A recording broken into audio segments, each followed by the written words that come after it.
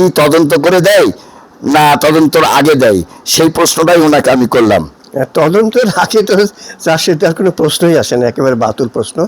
Chargesheet মানে দেবে তো তখনই যখন পুরো ফুল ইনভেস্টিগেশন করবে, কোথায় সাক্ষী আছে, কোথায় আলামত আছে, কোথায় ঘটনা, ওই ঘটনা কে দেখেছে, বা ঘটনার পূর্বে ওই ডাকাতিতে করার জন্য তারা কোথাও বসেছিল বা কথাবার্তা বলেছিল কিনা, বা কোনো মিটিং হয়েছিল কিনা, কোনো ঘরে হোক বা বাইরে হোক, যেখানে হোক, যদি এরকম কোনো মানে ঘটনার পূর্বের কিছু প্রাথমিক ঘটনা থাকে, ঘটনার পূর্বের কিছু প্রাথমিক ঘটনা, যেমন যেটা বলছিলাম যে হ্যাঁ ওই এই 5 জন লোককে আমরা এক জায়গায় বসে অমুক জায়গায় ডাকাতি করবে, এরকম একটা আলোচনা হচ্ছিল, এটাও একটা সাক্ষী।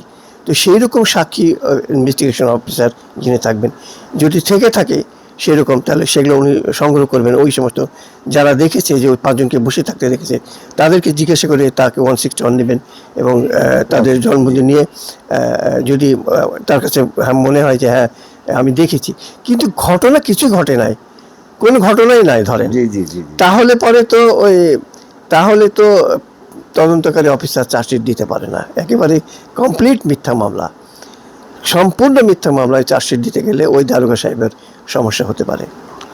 আমরা দেখেছি এবং বিচার